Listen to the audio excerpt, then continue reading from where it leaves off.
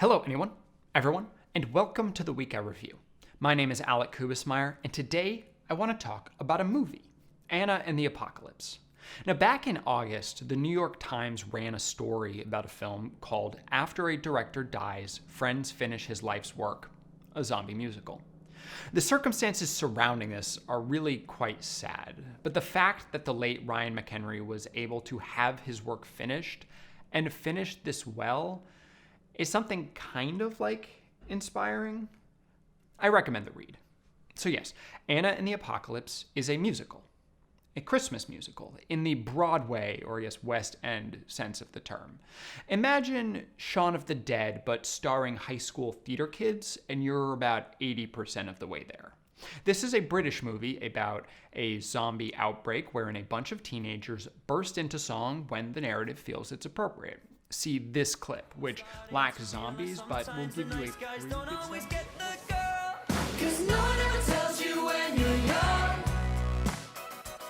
Love's not like the books, the films, or the songs. We've been living a life for far too long, and we're tired of pretending. There's no such thing as a Hollywood ending. Right? Having been a theater kid myself in high school, you can actually find videos of me acting back then here on YouTube, which I don't recommend.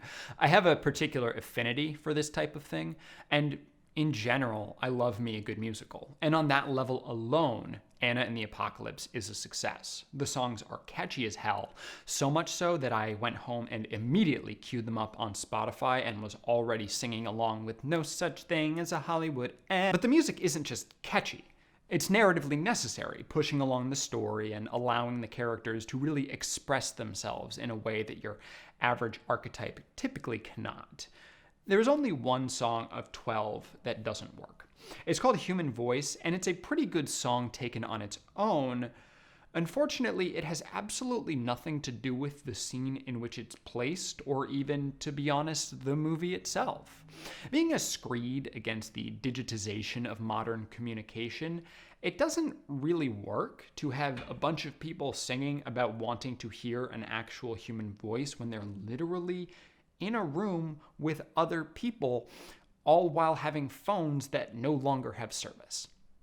And technology in general plays basically no role in the film. There is no scene where someone is on their phone and then gets bit and it's all technology's fault and etc. So to what end? Human Voice comes off like a rant on the part of a lyricist who wanted to get something off of their chest by putting it into other people's. It's irrelevant, and its irrelevance is distracting. But it's also only 4 minutes long and is, again, performed well. Obviously, I'm still thinking about it, but it doesn't detract too greatly from the film in general. 15 minutes in, a couple sitting a few seats over from me got up and left. At two different points in the movie, a chatty Kathy to my back left got up as well.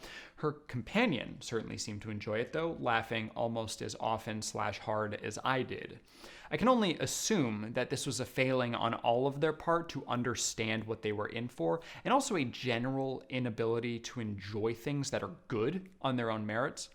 Look, musicals are great, y'all. Full stop.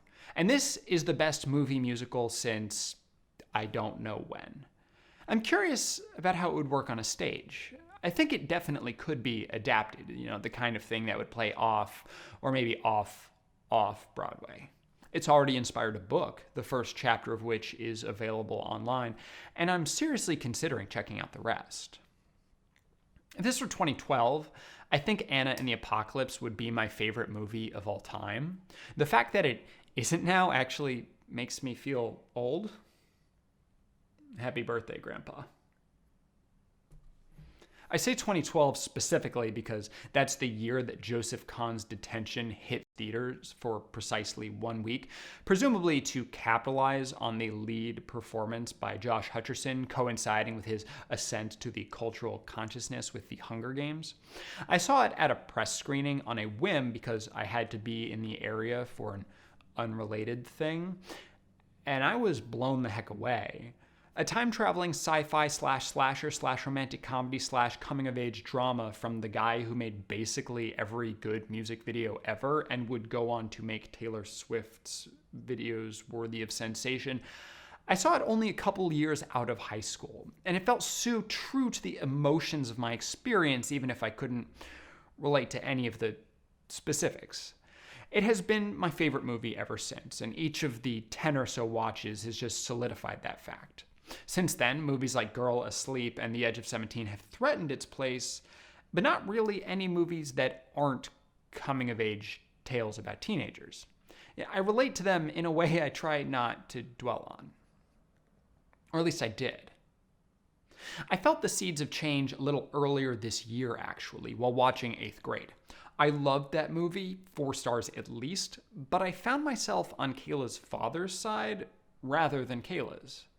In Anna the Apocalypse, there are only a handful of quote-unquote adults, all of whom exist largely to crush the dreams of the younger generation, and as such, I didn't particularly relate to them, but I also didn't connect with the youths in the way I expected I would, or the way I know I would have a few years back. I guess I'm just too far removed from these archetypes. McHenry originally pitched it as High School Musical, but Troy gets eaten by zombies, and everyone's about as surface level as you might expect hearing that. I didn't really think about it that much in years past, but I guess I do now. That isn't to say I was outside Anna the Apocalypse or didn't feel anything during it, because it's quite the opposite. I felt a lot. I was thrilled and excited and tense and delighted. I literally cried at least one actual tear during a particularly emotional moment, and my girlfriend cried 3 separate times. And that's because this film fundamentally works. It's a modern-day Christmas Carol, but with more red and less message. It is a film that aspires to be exactly the thing that it is, and it is a triumph in that. Seeing it, this truly unique little thing in a theater, is an unexpected joy, because it's exactly the kind of movie you never see in a theater. It's the kind of thing that you only hear about in retrospect, like on a blog or in a YouTube video, or that shows up as a recommendation in whatever streaming service feed it ultimately winds up in. And you check it out on a whim and you're like, whoa, that was amazing. Now, I knew Anna and the Apocalypse was coming. I have 5 Facebook friends in common with director John McPhail, at least one of whom has been raving about the film ever since Fantastic Fest, so I have been looking forward to it for quite some time. But even so, I successfully avoided knowing anything really concrete about the film.